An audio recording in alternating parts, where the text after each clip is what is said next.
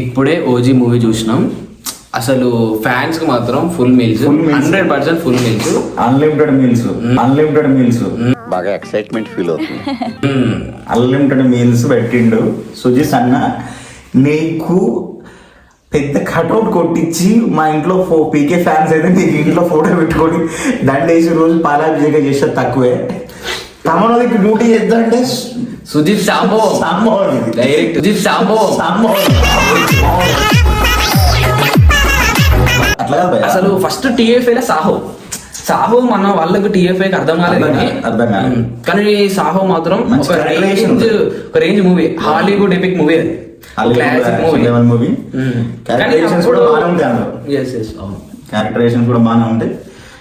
నేను OG movie start అయినాక OG title కార్డ్కి ఆల్మోస్ట్ నేను నా టికెట్కి వర్త్ అనిపించింది నాకు.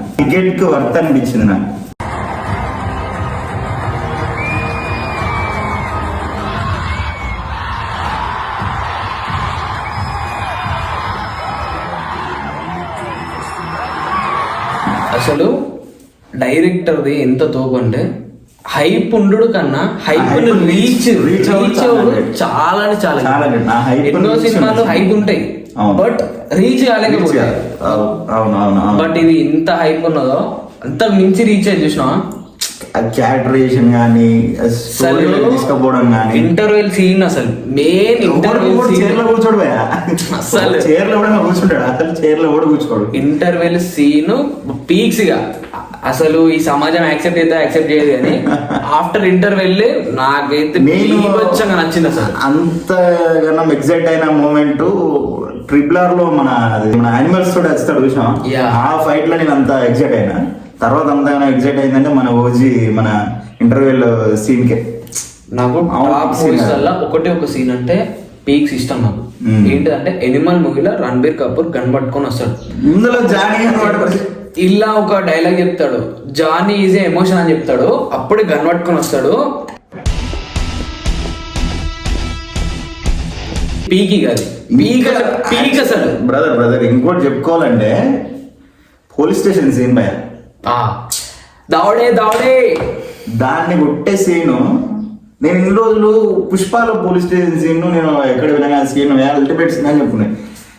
నేను ఇప్పటి నుంచి OG scene police station scene దాన్ని కొట్టే సీన్ రా అని చెప్తాను. నేను మళ్ళీ లిటరల్లీ పోయించండి ఆలాడు శంకర్ అల్లుడు తోటి ఆడికి ఇట్లా పడిపోయింది.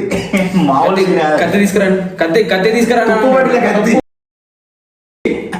ఆడు మిడిల్ ఫింగర్ తోటి కాదు సార్, మిడిల్ ఫింగర్ కాదు మళ్ళీ ఇంకోసారి చెయ్యన్నారు కదా వాడి ఫింగర్ కట్ చేస్తే ఇంకా 4 ఫింగర్స్ ఉంటాయి. ఆ ఫింగర్స్ చూపెట్టడానికి గ్యారెంటీ ఉంది.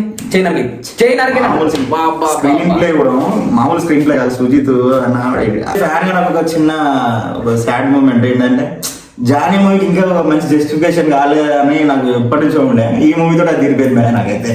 జానీ లెట్స్ గో జానీ తమ్ముడు పాటతోటి let's look at the face and mirror goosebumps moment. చూసాను బ్రో థియేటర్ చూడాలి. థియేటర్ పిక్చర్ అది మూవీ రిలీజ్ బ్యాచ్ అయితే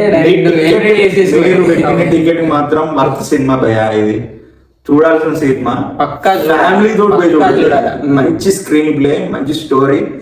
పవన్ కళ్యాణ్ గారికి ఒక ఆఫ్టర్ 12 years పుష్కర్ అంటే గబ్బర్ సింగ్ అప్పుడు ఎంత వైబ్ చూసినో, ఎంత సెలబ్రేషన్ చూసినో, మళ్ళీ ఇప్పుడు అంత చూసినా. మీరు ఎవ్వరు మిస్ కాకండి.